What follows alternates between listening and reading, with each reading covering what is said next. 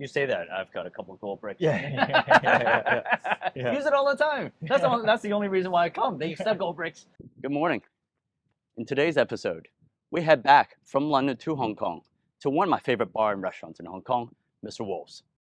Here at Mr. Wolf's, I talked to Gareth Hayes, one of the speakers at Connect the Capital, and one of the most technically proficient people in Hong Kong. And as I later find out, he's a Bitcoin OG in Hong Kong. So I hope you enjoyed the episode. Come and listen. Cheers, cheers, cheers.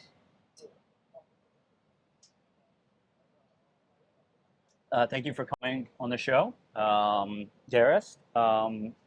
It's nice to meet you. So I first met Gareth a few weeks ago at the Connect the Capital conference. It was the very end of the day, so it's a bit rushed. But we had a good drinks afterwards, and I really just like Gareth's kind of thinking behind technology and products. And so you happily agreed to be on the podcast. So again, thank you for your time.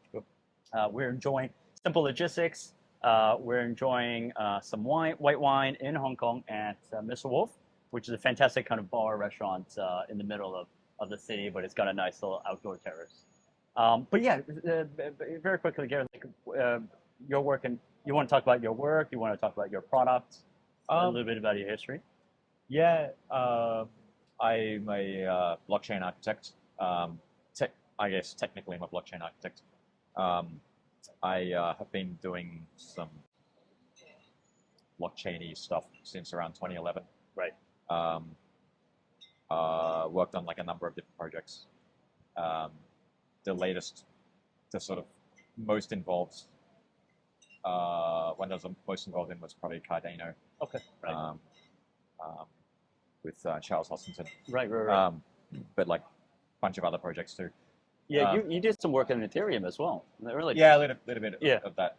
So like in 2011, 12, I was just messing around because Bitcoin is like Turing incomplete. That's how they solve the halting problem. Right.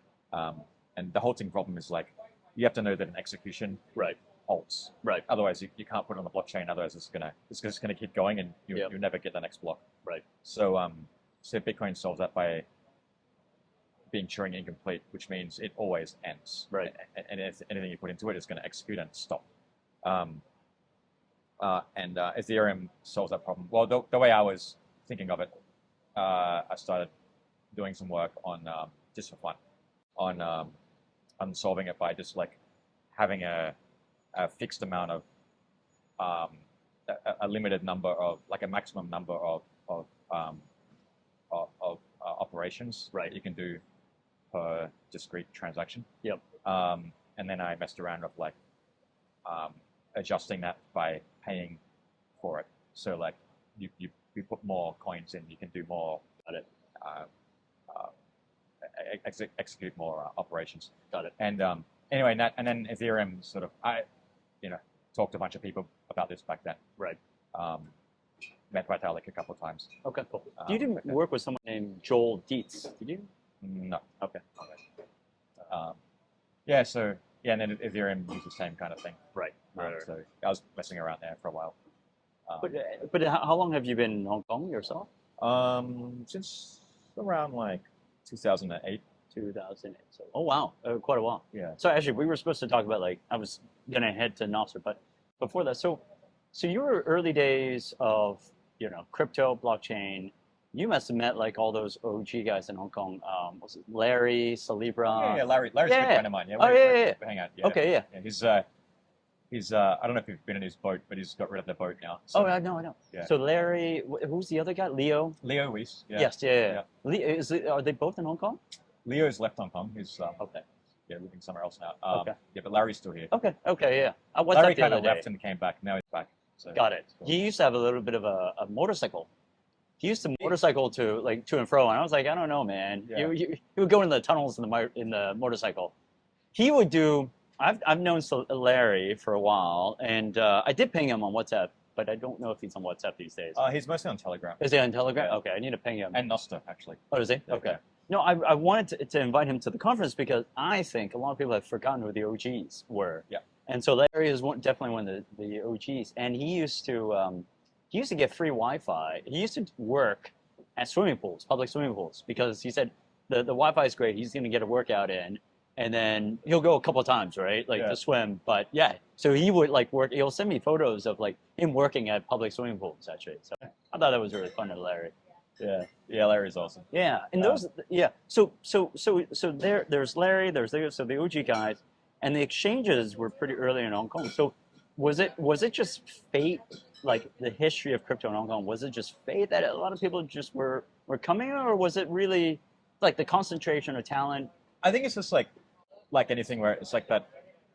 It's that like a shelling point, I think it's called. Yeah, it's like people just start, or it just gains momentum in one place, and then there was no reason for it. You're right, really.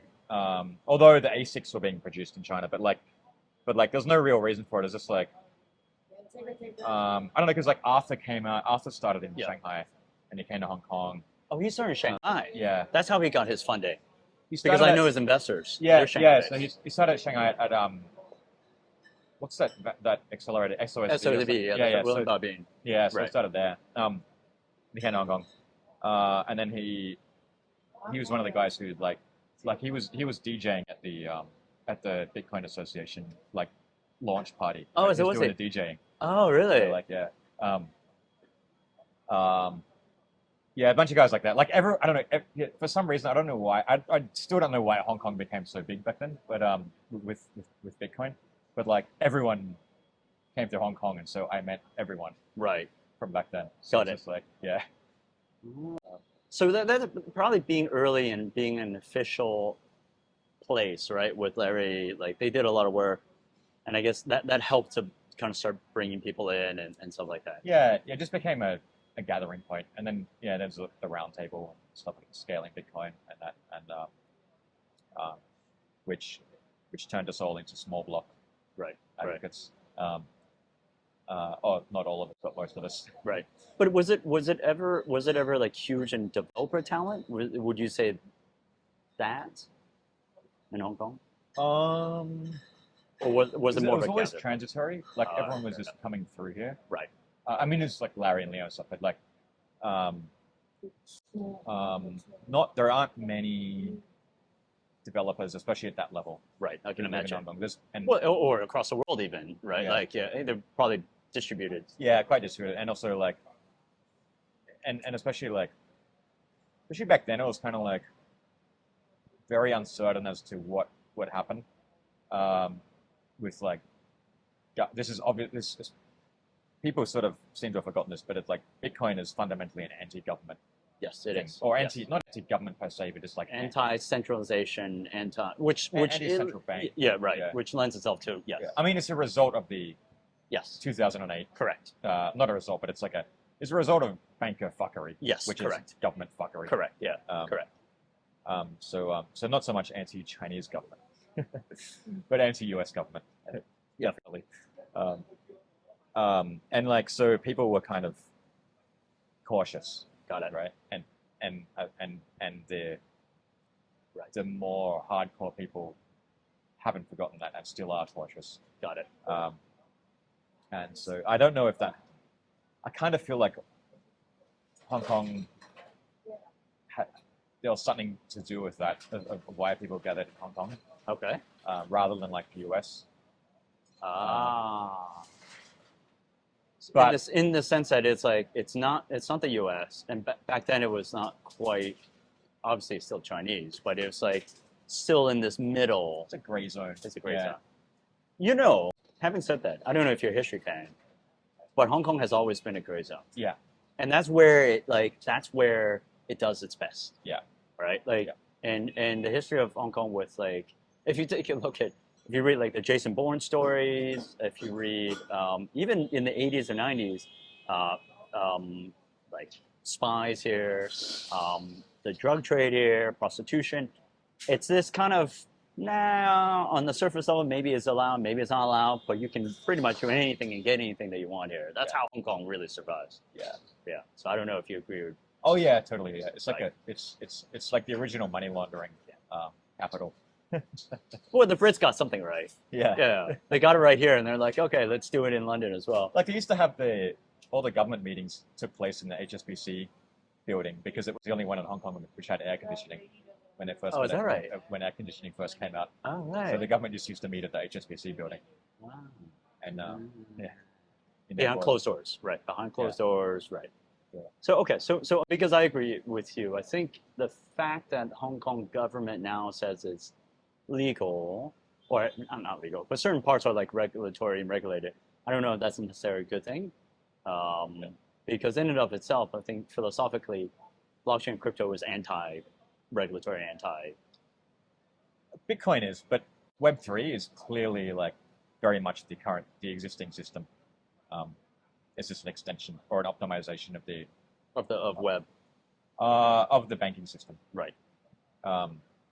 It's not an alternative to central banks. It's just part of that, right? Part of that system, right?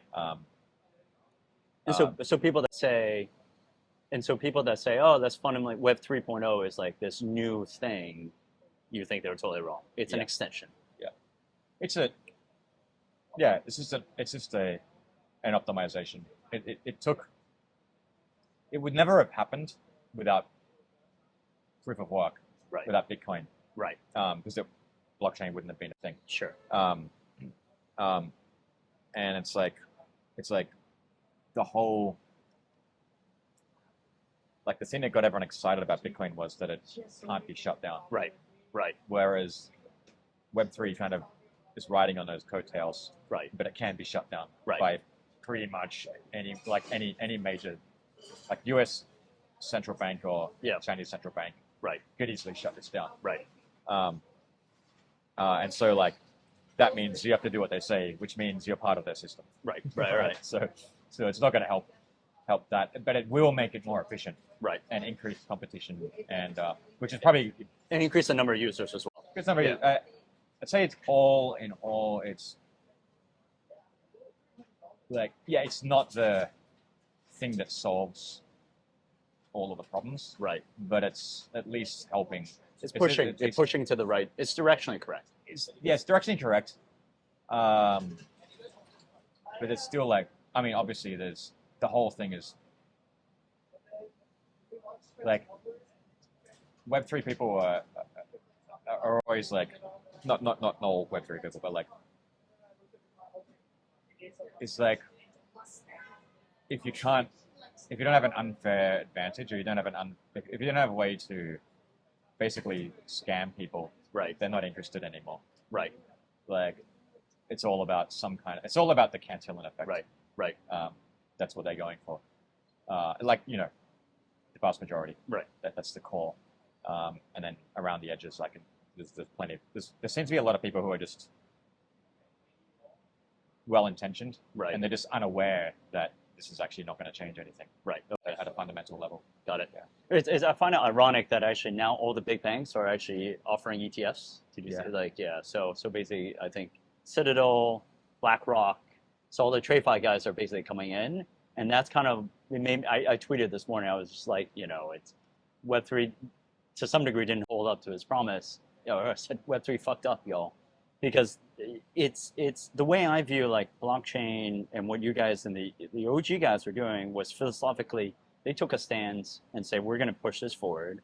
Web3 I think is a derivative of that stance, and they thought that that derivative, whether it's products or ideas, could take over the world. I don't think that's I think they're missing a trick, and so I think the TradFi guys are better poised to apply those principles that the OGs have philosophically to ramp on and on-ramp more customers. I don't think the Web3 guys are well equipped to do that, in my opinion. I see the vast majority of Web3. I have friends who are doing stuff in Web3 who aren't scammers and are well-intentioned.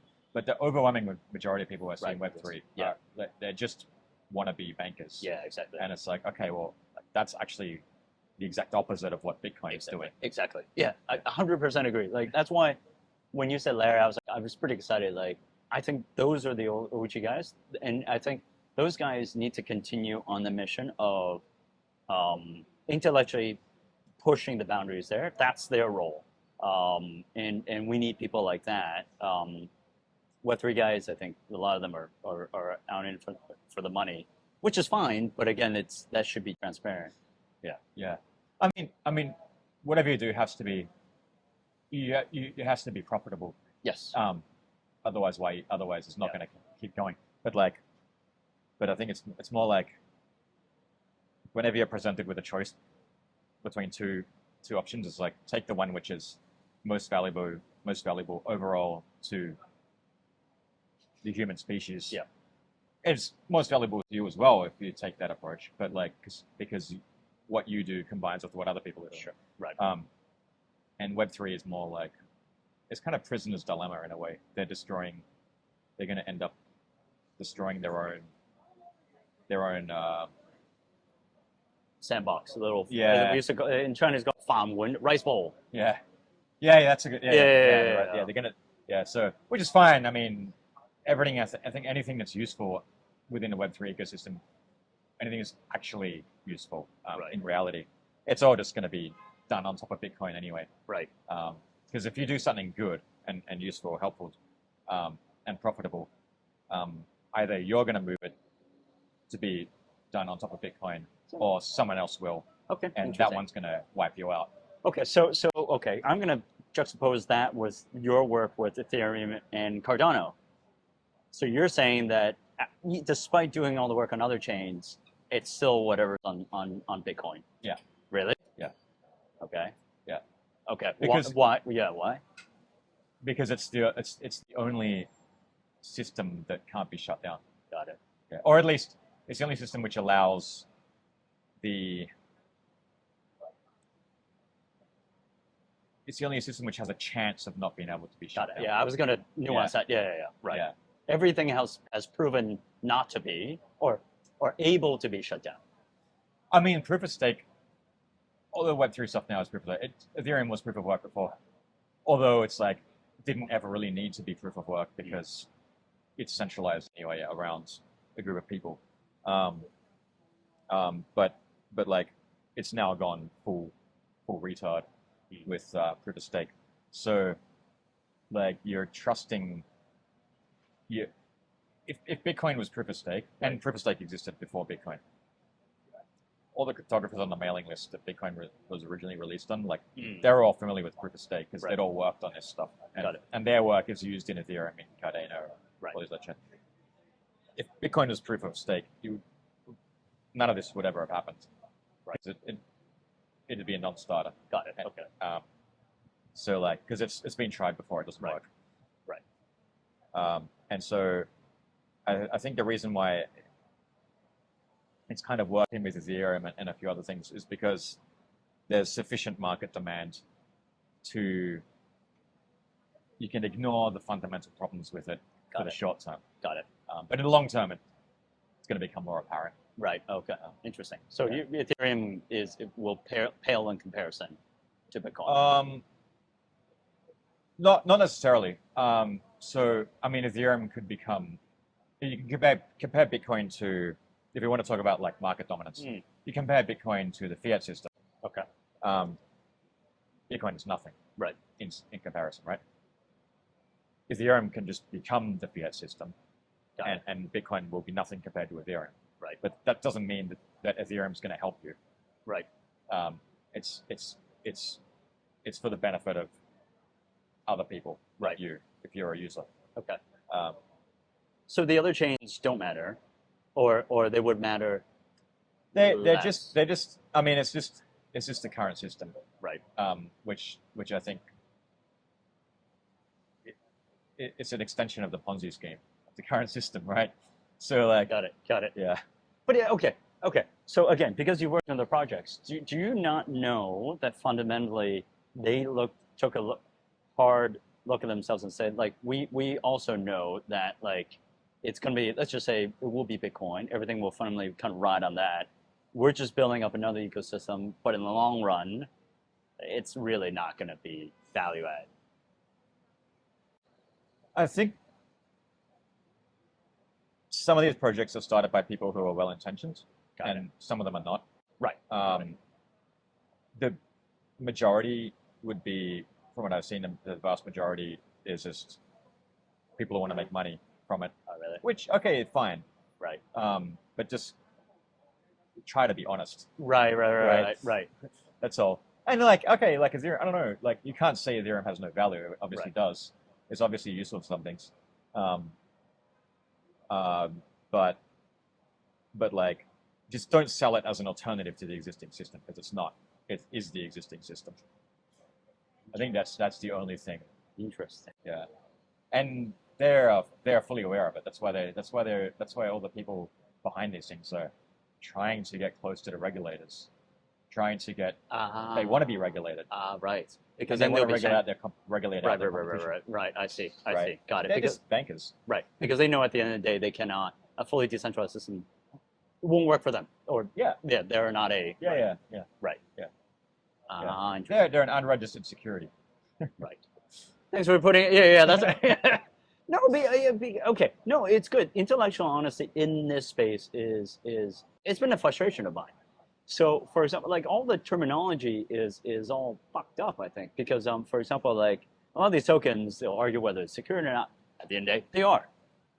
And they start saying, and then my personal pet peeve is a lot of them say they're VCs, right? But I've been a VC for years. They're not VCs. They're family offices, right? Yeah. Masquerading and bankers, right? Masquerading, and they're not really peering at the fundamental technology and really seeing like, is this adding to the technological innovation space as an ecosystem? And and I'm okay if it isn't, but let's just call a spade, right? If you want to make money, I can kind of understand that, but don't fund it.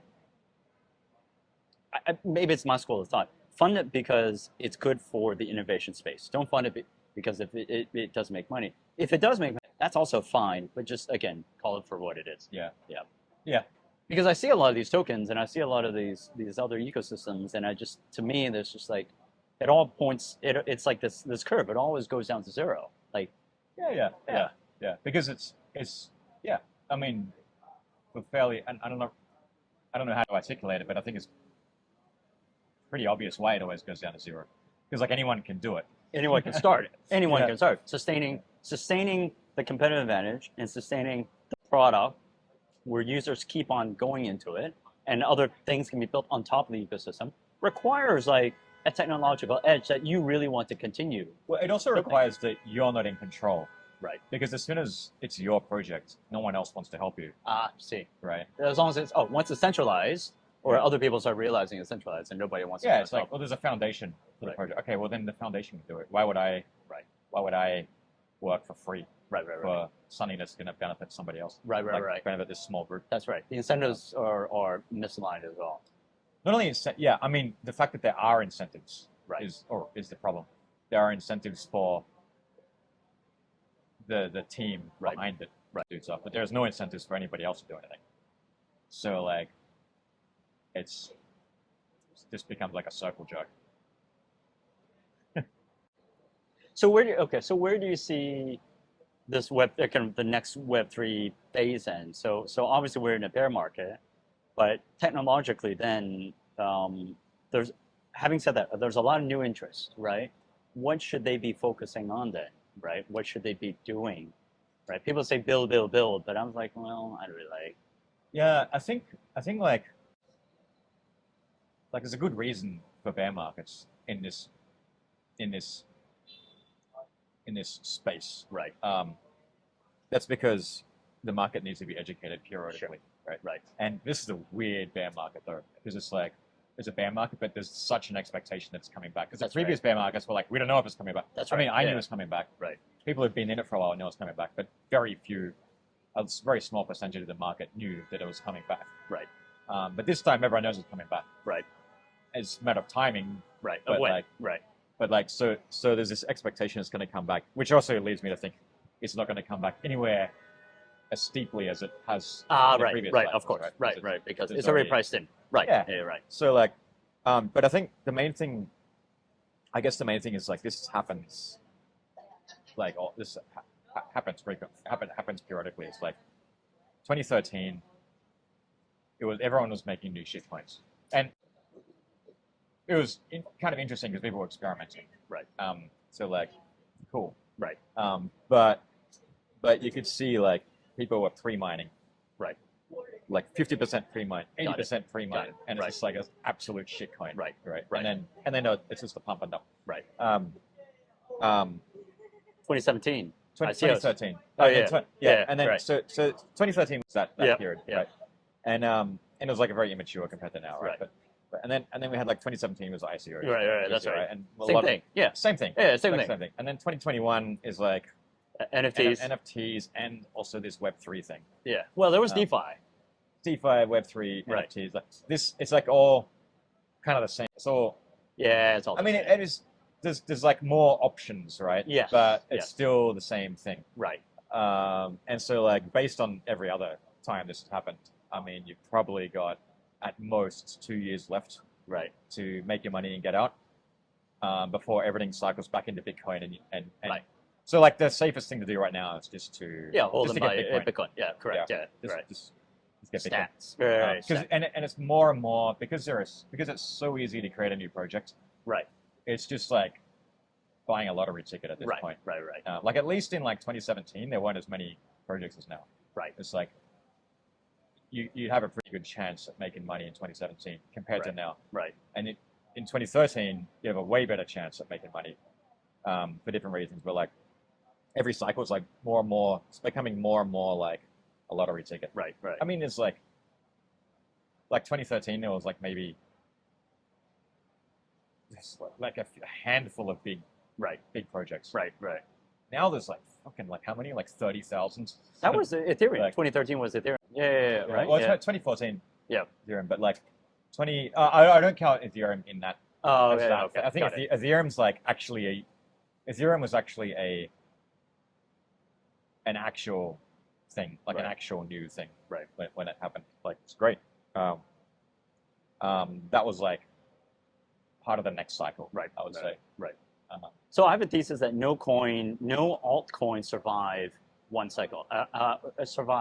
No altcoins or exchanges or projects survive multiple cycles. Yeah. Or more than one. It's very. It's like a what's that graph? Like an exponential decline. Yeah. Right. Like some of them will survive, but most of them. Survive. Okay, yeah, that's true. Or maybe like 80% get wiped out every cycle. I would really reckon 99% get wiped out, and then the ones that do survive, they're like, you might as well just, the founders should leave that project and start something new. Like, there's barely anything there. Yeah. That's kind of Yeah. right. Yeah. Same. Exchanges, projects. I mean, I think it's just like similar to startups, right? Most startups fail within X years. Right. Because I think the user behavior on every cycle is somewhat slightly. Actually, I've never really thought about why. I think the user behavior is actually slightly different for every cycle. Because if you take a look at every cycle, right? So I don't remember 2013. I remember 2017 because that's when I thought about starting a crypto fund, and we're just too late. And then 2020, 2021, we did have a crypto fund, so we did DeFi NFTs.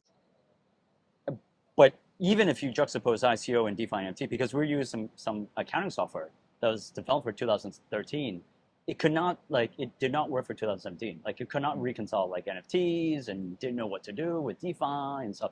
So I think lots of things are fundamentally different, like between each and every cycle. Yeah, because it gets more mature every time, right? Right. It gets more and more. The shitcoin aspect gets more mature. Right. The Bitcoin aspect doesn't seem to get much more mature. Right. It's such a slow moving thing, but the shitcoin aspect gets more mature because more and more bankers are coming every cycle. Right. It's more sophisticated. That's right. Yeah. The products are, more sophisticated. It's looking more and more like the existing system exactly. every time. Yeah, right? Which is exactly. why I'm like that's the direction that it's going. Right. So there's going to be a convergence of like central banks and shitcoins. Sure. Right. Of course. I mean, central banks are the original shitcoins, Sure. really. But I think they would call it somewhat differently, but yes. Yeah. It's like, give me your gold and I'll give you this bit of paper. Yeah. Cool Oh, story. yeah, that's true. That's true. That's the Originally it was the original shitcoin. Yeah, it was originally gold, and then now, then they're like, oh, it's an IOU. Yeah. Wait a second. Yeah. Yeah. Wait a second. That's something different. Yeah. Wait, I could swap this IOU back for gold, right? No, not anymore. Yeah, not anymore. But it's good. Yeah. Trust us. What? Okay, so you're right. So fundamentally, then Web3 will converge to finance, traditional finance. Yeah, so I think Yes, and more regulated. either everyone's moving onto a CBDC, Right. like a Turing complete Yep, CBDC, right. or Ethereum just becomes the de facto CBDC, Right. and they do what the most powerful people in the world tell them to do. Right. Which has already started to happen. Right. So, right. Got it. So either way, it is a convergence. That's right. And we've already started to see that. That explains the whole TradeFi thing moving into crypto, right? Yeah. So when that system collapses, it's not going to help you. Everyone's going to be moving to Bitcoin and gold. Right. No one's going to be like. Right. So I don't know when that happens, but like. Right. Yeah. One step before that. So that's why the SEC. I can see why the SEC shut down FTX and even to some degree Coinbase and Binance. Like, this is way too much. We believe in Bitcoin. We believe in Bitcoin, Ethereum. We'll let the TradeFi guys deal with it. They're regulated, and we'll work with them so that you see the convergence. But then on the macro level, to your point, and adding to your point, you'll see Web3 and traditional finance converging, but you'll still always have this alternative system, which is Bitcoin, gold, and whatever else. Yeah. But mostly, Bitcoin. And that will be the lone alternative. Yeah. Right. Yeah. Yeah, right? Yeah. I usually throw Bitcoin and gold in together. Yeah, At that level, yeah, that's right. Yeah, that's because right. it's like. That's right. Yeah. Yeah, because you can carry gold. If shit happens again, you can carry gold. You can carry silver. You can carry Bitcoin. Yeah, and also, well, and more importantly, the you can't produce gold for free. Yeah. You have to pay to get it out of the ground. Right. It basically costs an ounce of gold to get an ounce of gold out of the ground, more or less. Oh, does it? And really? Costs of one. Yeah, I mean, I don't know exactly. Yeah. It's something like that. Right. And it costs one Bitcoin to mine one Bitcoin. Right. So like it's kind of like, whereas it costs 0 to print. All right. So there's a fundamental value to Bitcoin. It's the cost of electricity to generate that one Bitcoin. I mean, it's always hovering around. Right. Parity. Yeah.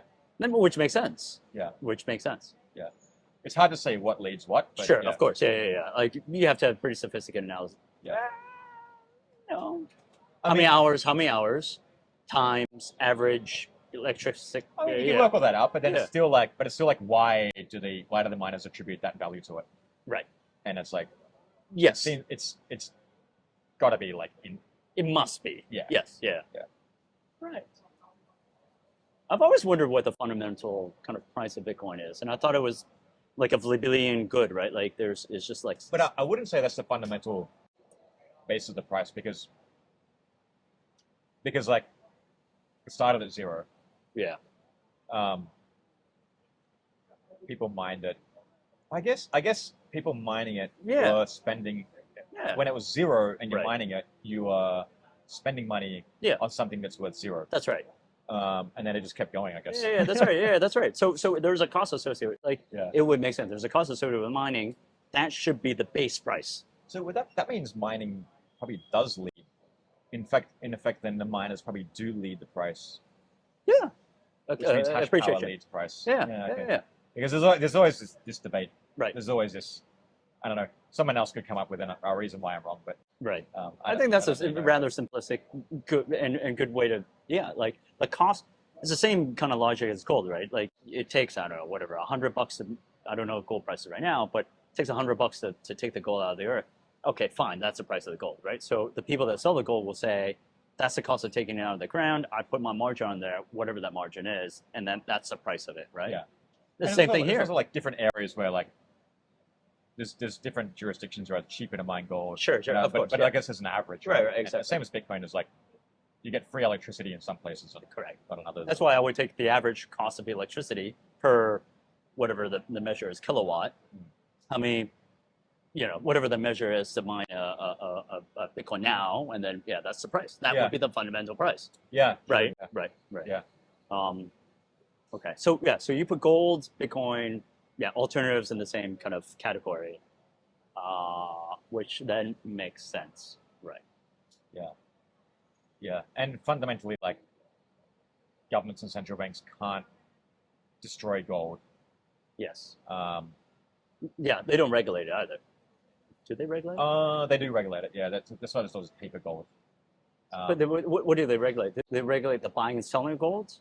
I think there's like I'm not Yeah, not what I'm that's right. good Yeah, at, but like but, I think there's like basically like whole bunch of regulation around gold, which prevents it from being used as a currency.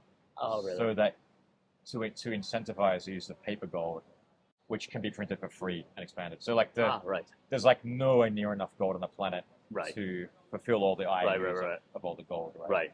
Okay, so maybe they don't regulate the mining of it. They regulate the buying and selling of it. Sounds like it. Because then if you, yeah. I mean, they do regulate the mining of it. Okay. And everyone's different. Every country's different because there's Right. environmental damage and all this stuff. But Okay, fair. but I mean, like, which changes the cost by jurisdiction. But I mean, but they can't. There's nothing they can do to turn off gold mining. Right. Right. Right. And it's the same for Bitcoin. Because I'm also equating with diamond store value as well. I don't think they regulate diamonds in the same way. I don't think they regulate mining, and then I don't think they do have like the buying and selling. They don't regulate the buying and selling. Yeah, I think standards. Diamonds are like a different. Diamonds are a different thing because there's only like a couple of groups that control all the diamonds in the world. But that's just market forces. I think De Beer is just like corner the market there. I think they kind of the supply. they corner the supply. Yeah. And it's like in Africa, so it's like they can Right. basically do whatever they want. Right. Oh, that's true. Gold, I guess, is diversified Exactly. enough. Yeah, Yeah. where there's enough. Yeah. True. Anyway, I don't know how we arrived to this. Yeah. But okay, so then the monetary system, right? So we're envisioning what the monetary system would look like. Then yes, you'll have the convergence of Web3 and traditional finance, and then you've got the Bitcoin alternative. Bitcoin as a store of value as an alternative. But then you were also saying that things would be built on top of the Bitcoin ecosystem as well. What do you envision that stuff? So I think Bitcoin is basically the foundation of a decentralized system, right? Because you can't stop it, or yes, again, because it's very low difficult to probability. stop. Low Yeah. probability. Or at least there's an avenue for the market to overpower central banks and governments, Right. like through Bitcoin. Right. Because that exists, then okay, when you build something on top of it, you're also getting that sort of for free, right? Sort of. Right. You pay for it, but whatever. Right. And so what you really, because like Bitcoin is really a marketplace for immutability. Right. Yeah. It's I want this data to be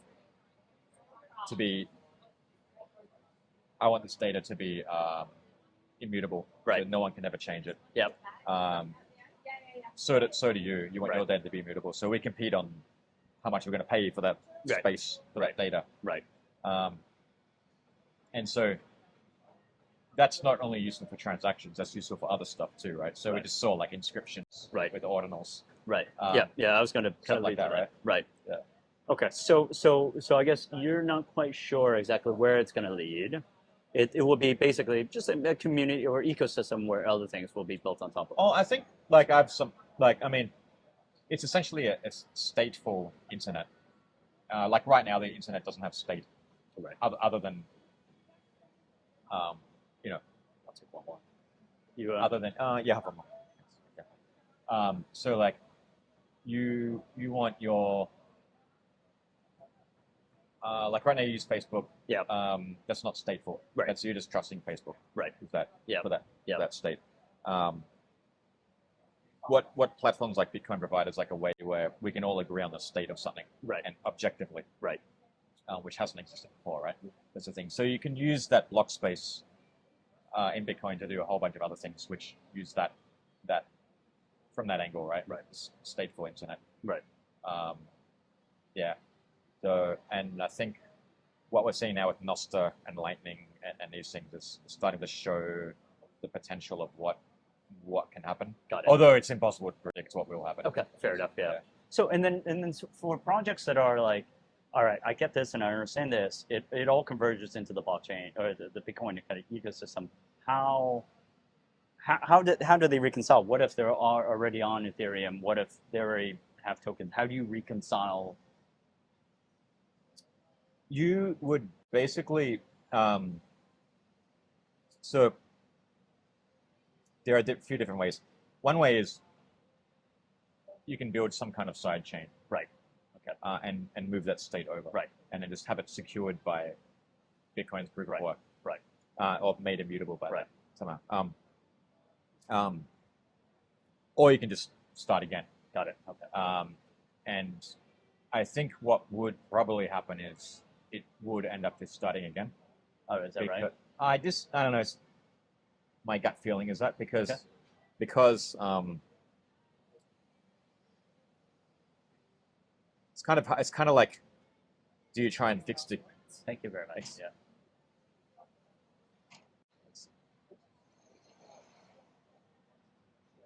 The conversation is so good, it merits another one.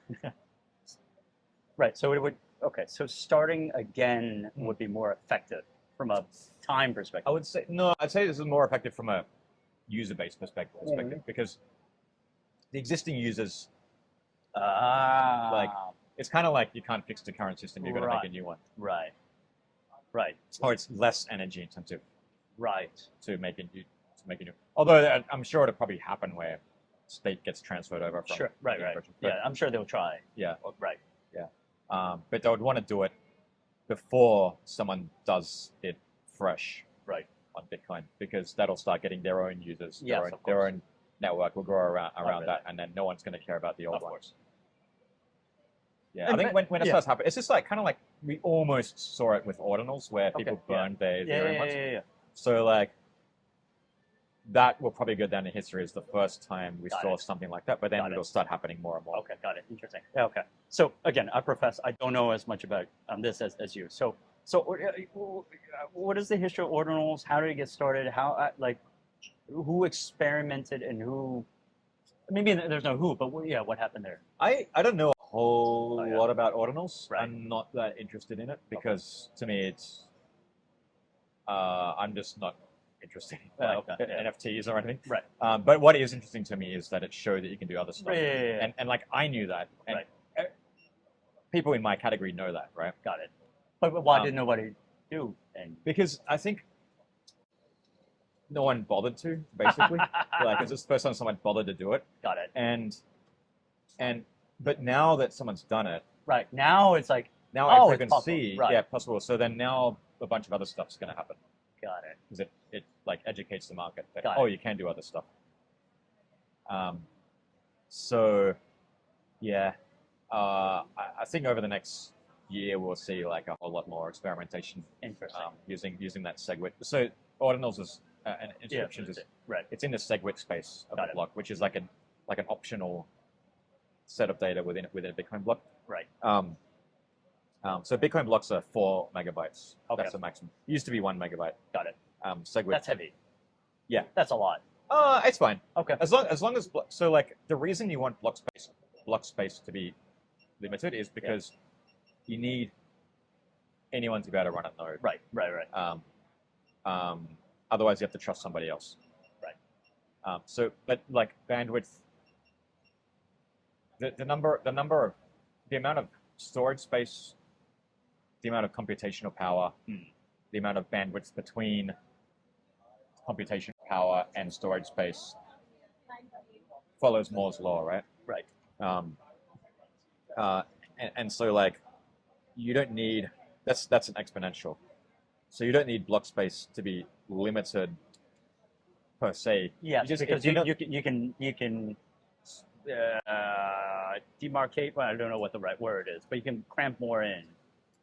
Well, like the resources, the resources become available at an increasing rate. Yeah. So as long at an exponential increase. So as long as your block size is increasing in a linear way, right? Then you're not going to outpace the. Yeah. So I think, we could have bigger blocks. Okay. Really? But I just don't think. Anyway. That's off on a tangent. But yeah. Yeah. Okay. So bigger blocks is fine, and then so therefore on the ordinal side, basically someone said that we can experiment. All right. And what is, again, you may not know on the NFT space, but yeah. So what would it take to build application on top of like that ecosystem, that chain? So there are a number of ways you can do it. There's is it fast? Is it like? Yeah, I mean, fundamentally, it comes down to there's so much brain power being applied to this that it's going to happen. Oh, really? Okay. Like, there's so many ways you can approach this. Oh, really? It's kind of like, you know how like people like root the iPhone, yeah. get root access to Sure, it. right. It's like they build up this little. They go on Got like a shoot. They bootstrap, literally bootstrap. It's like they're climbing up this tiny little shoestring first, and then they're like just all these crazy, crazy fucking ways to do it. Got it. Like, so it might not be apparent how it's going to be done, but there are some things happening now Right. which show some ways you can do it. I mean, Got it. there's a sidechain proposal, which is BIP 300 and BIP 301. Okay. Those are like that's one way. There's like CVTs. There's I won't explain them all, and I don't know enough about them. But there are like all these different approaches that are being tried. Which would require a change to the base layer of Bitcoin. Got it. Okay. There's also approaches which don't require any change. Got it. Okay. Like Lightning. Got it. Although that kind of did require a change. It required SegWit. So you can put arbitrary data into the block space, and it then becomes immutable. Right. Then you're leveraging that, and you just got to find a tricky way to do that to like use that fact, right? Okay. So it's a simple analogy I was thinking. What is if, let's say, for example, a highway was built and the highway has 70 miles per hour as the speed limit. How do you speed it up? Fundamentally, I guess you're saying that it can't, but there are ways to maybe, like, you can build like bigger cars. You can build bigger cars. You can do this kind of this tunnel idea, right? You can do flying cars, right, or something, right? It's more like, yeah, I think. Okay, from that analogy, I'd say like requiring less cars, but doing more stuff with those cars. Right. Is how you do it. Right, basically with Bitcoin. Yeah. What did you say? So like less cars, bigger cars. Less like cars, but more versatile cars. Right. Okay. Right. Right. So like maybe like taller. Yeah. I was thinking like just the way that you use cars. Right. It could be different. Like why do you use the car? You could do a little highway thing. Well, instead of a straight highway, you could kind of curve it somehow and off ramp, on ramp. Yeah. Or a sliding ramp. Yeah. I mean, like, yeah. I guess it's just coming down to like who's in the cars and what are they doing. Right. Where are they going? Right. What are they trying to accomplish by getting in that car? Like And like, be more efficient. Yeah. Be more efficient. Right. And extend maybe like how many cars drive down the road if only one person in it? Right. It's like we can share the cars. That's right. Okay, got it. Right. For starters. Right. But that's not going to give you a whole lot, but they give you something. Yeah, that's give you something. And then maybe some of those people, maybe they don't actually need to get into a car. Right. Maybe they can like give their thing to a guy who's going in a car instead, or whatever. And that makes it more and more efficient every single time. Right. Got it. So yeah. Got it. Yeah. I think like you don't want to bet against this. Right. It's like people like yeah, they're creative. Yeah. It's never about the constraints. It's what you do with those constraints, and that's the creativity and the imagination. Exactly. That's exactly what it is. Have you? Yeah. So like, you also need, if you just keep increasing block size to put more stuff in there, like that doesn't work. Yeah. You eventually hit the resource limits. So, and we're not filling them up right now. Right. Not really. So there's no real need to. Yeah. So it's like be more efficient first. Right. And if we really reach the limits. Right. Not many people are using Bitcoin. Right. So like, we don't need to increase. Yeah. Let's just be conservative about it. The other thing is like, transaction fees have to increase. Right. Over the long term. Right. Because that's what provides censorship resistance. Right.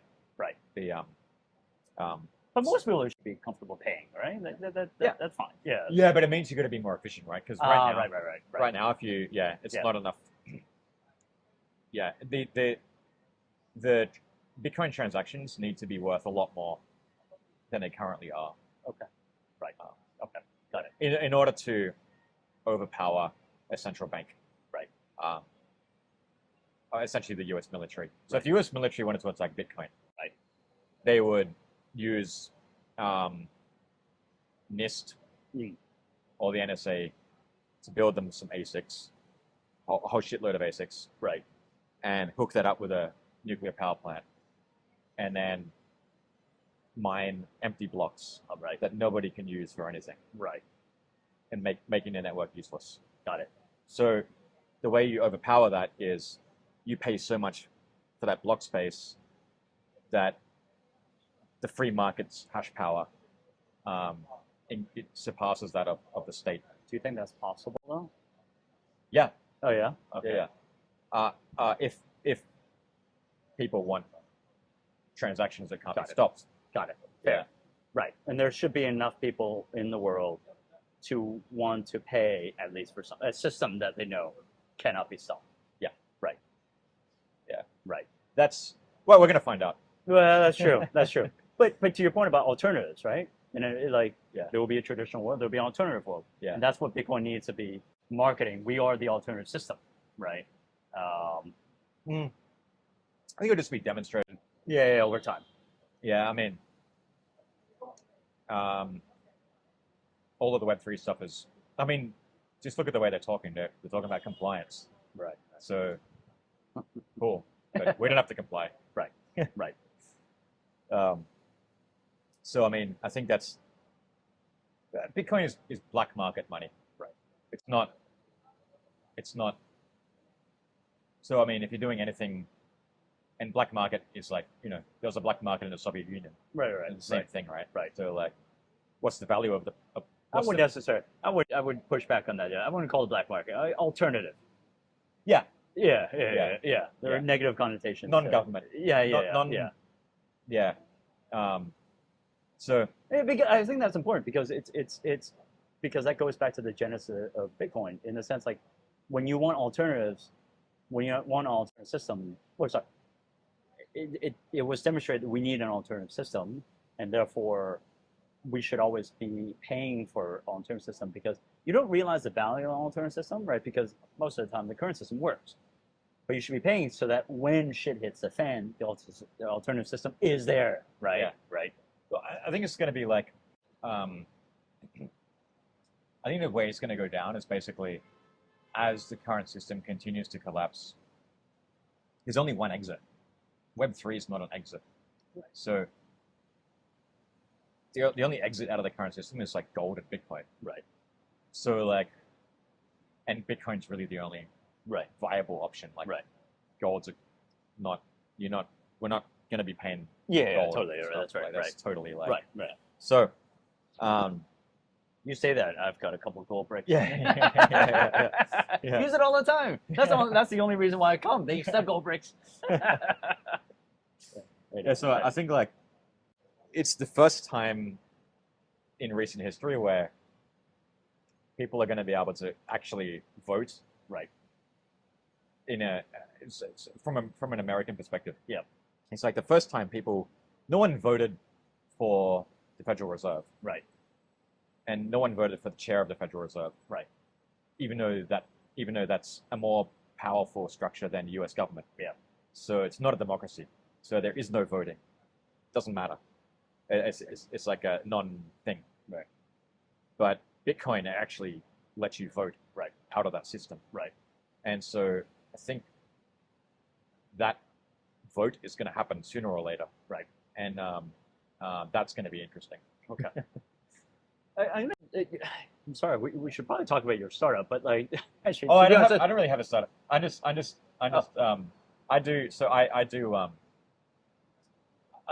I do like consulting for VCs and stuff, like technical due diligence. Oh, really? But you help out on Nostr. I thought that was like your thing. Nobody knows who started Nostr. I mean, they do, but we don't know who he is. So like, it's a pseudonym. Right. Okay. But like, Nostr is an open system. There's there's no team or anything like that. Cool. Yeah. Okay, cool. So that's like a hobby. Right. Okay. Cool. What I do for money is like consulting for VCs and technical consulting for projects like architectural decisions and stuff like that. So someone's building, and I do that even for Web3 stuff. Right. Has anyone how many Hong Kong VCs, and I think you'll be able to do it on two hands, have asked you to do technical due diligence?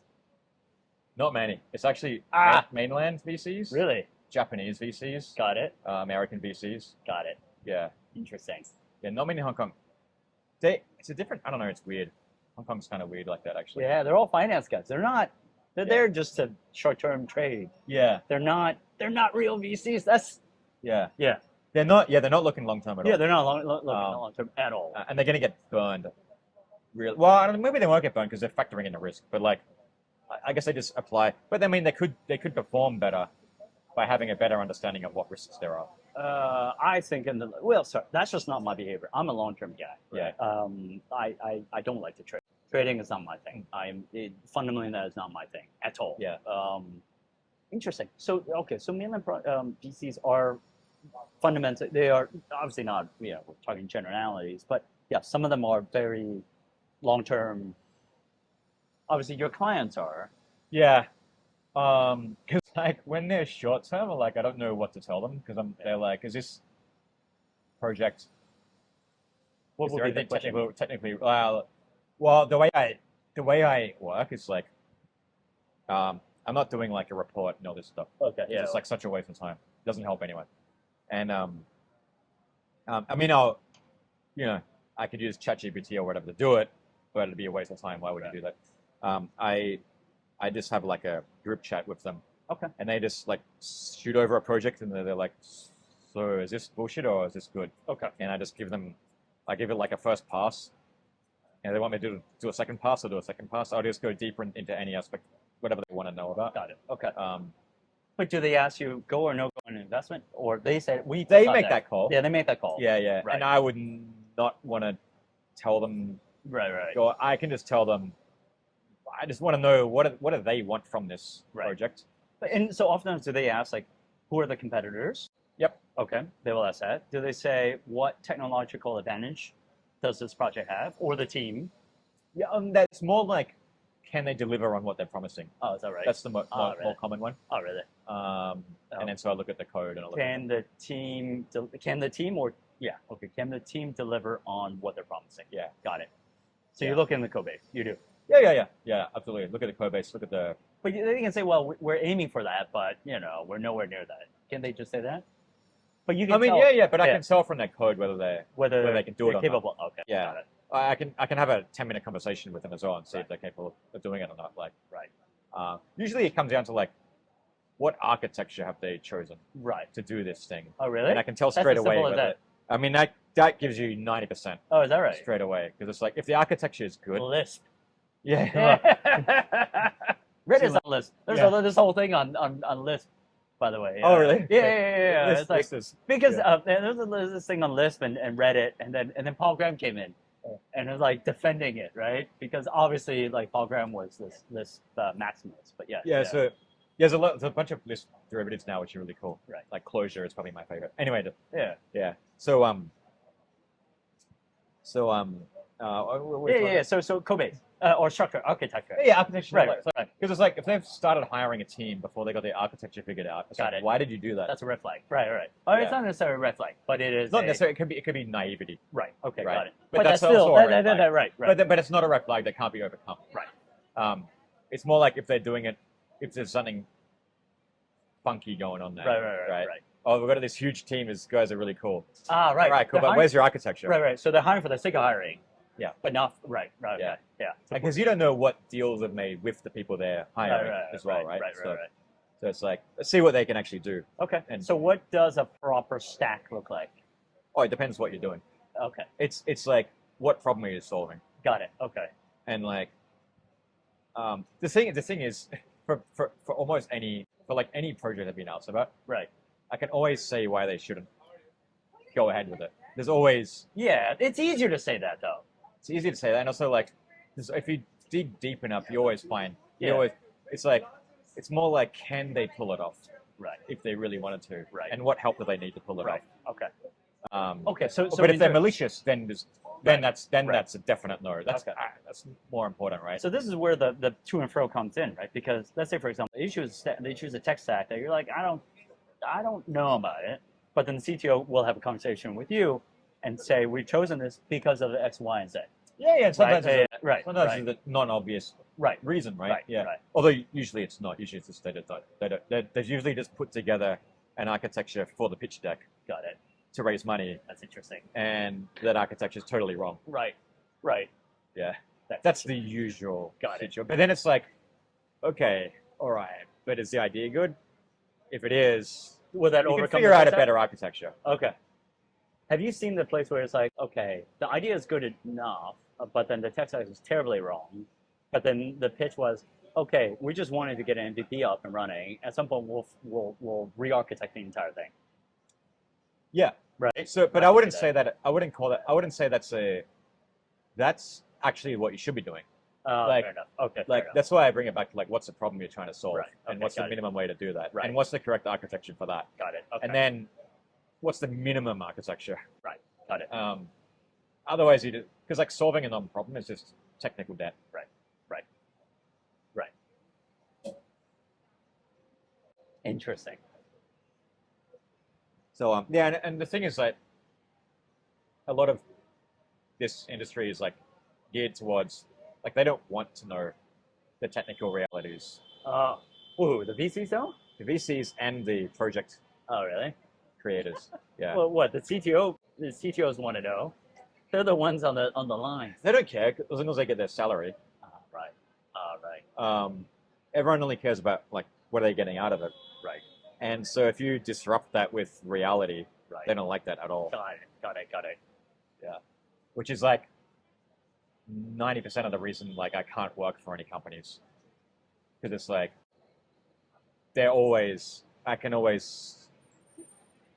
a mistake there's always a fundamental mistake, and it's like, so are you going to pivot or not? Right? Because it's like, if you're not, this whole thing is okay, it'll pay me money, but like, Sure. but it's not doing anything. Do you sense that, like, looking at different projects, there are certain, and I'll say this, American projects are, I think, better at the technical reasons why they exist and really think about the product. In the past, yeah. And still now, more so Right, than yeah. China. Right.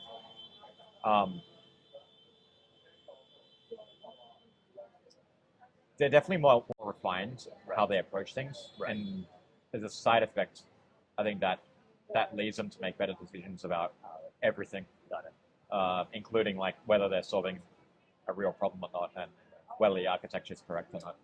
Yeah, it's definitely more mature. Right. From that angle. Right. Yeah. And but even on the mainland project, you've seen it's probably like Western trained people that worked in Facebook, Google, right? Yeah. There are some. Yeah, that it's definitely less in the US. Right. Yeah. Right. There's a big difference. Right. Oh, really? Yeah. Yeah. Huge.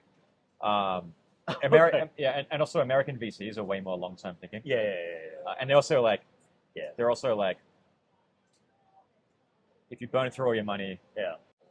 like if the project burns through all their money, but for the right reasons, Yeah. but they're okay. We'll help you raise more money. That's right. Yeah. And keep it going. Yeah, I know. I like that. Yeah. I mean, whereas the Chinese one would just be like, nah, it didn't work. Right. Yeah. No, it's. I've thought about this. It's like I've been trained in the U.S. model, and in the UK where I was last at, like it worked, right? Because the UK, London was actually changing to be more like the US in terms of the tech scene. Yeah. In Asia, it's still fundamentally very different. I think like Australia has gone more the US model as well. Like, yeah, there was one wave before the old school wave, and then the air trees, what's it called, the stone. There's a few air tree, blackbird, right? They're more the US style. Yeah. Yeah, and then that was good. And then the superannuation funds came in and put some money, which is what's nice. Yeah. Okay. They have a lot of money. Yeah. Australia has more money than they know what to do with. Who? Australia. Really? Yeah. Huh.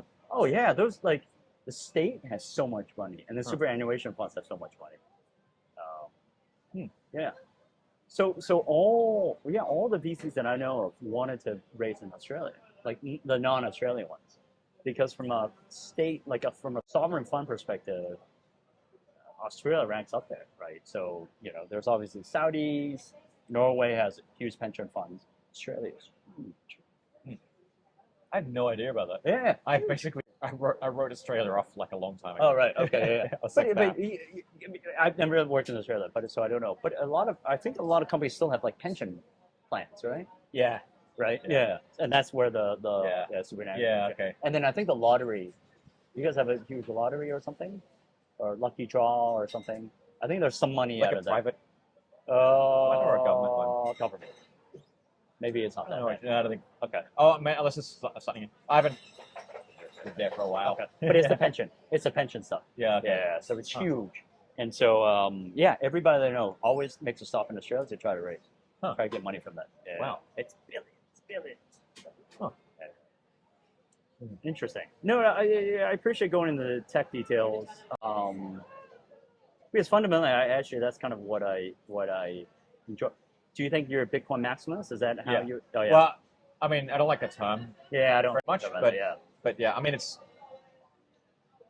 You're not a maximalist because of the fact you're a maximalist. Maximalist because that's the logical conclusion of everything that you've seen. Yeah.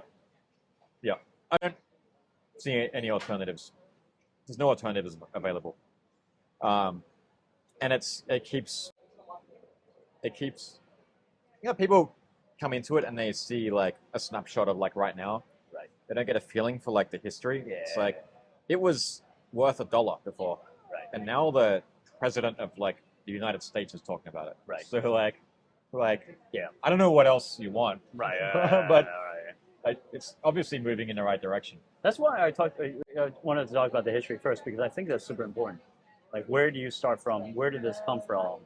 To fully appreciate the context, right? Yeah. Of because we can always talk in and say, whatever coin is hot these days. But if you take a long line of history, even though it might be still short, like what stayed and what hasn't stayed, what has staying power, Yeah. right? I think that reveals a lot.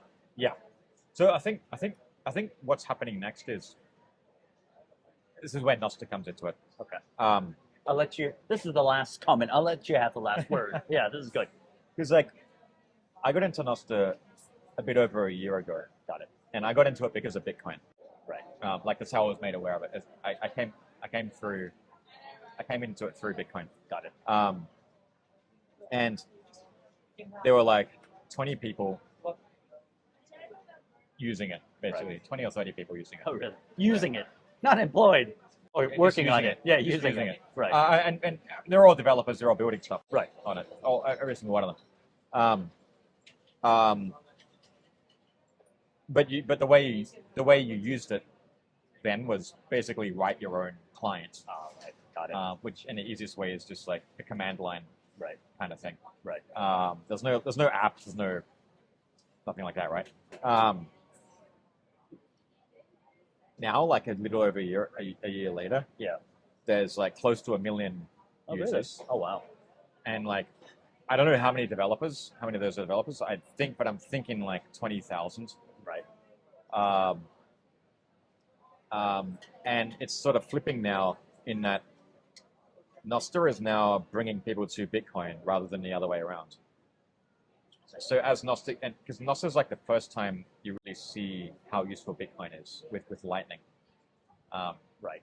Yeah, with like Zaps. I don't know if you've looked into it at all. No, I haven't. Yeah. So there's Zaps, which is like kind of like micro tipping. Okay. Right. Because like with Lightning, you can send like 1 cent, Right. and it's instant and it's free, Right.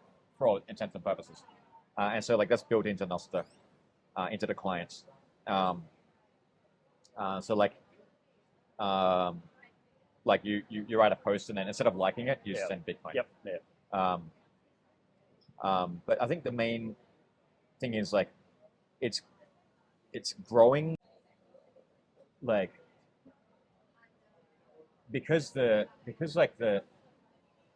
like Twitter or Facebook or whatever, when they grew, the developer base didn't grow. Right. Because that's a centralized thing. Right. And they have to pay everyone and everything. And also it's like centrally planned how they work. Right. With Nostr, like it's like a super app that anyone can build on. So out of every new user, like some proportion of them are developers who are building something on Mm. Nostr, which is useful to more developers. So it's like kind of like self-perpetuating and accelerating. Like I think this is just going to wipe out all current social media, and like this is how the first sort of billion people get into Bitcoin. It's going to be through Nostr. Yeah, I'm not really selling it that well, but No, yeah. So everyone should try Nostr. if you don't, I mean, it's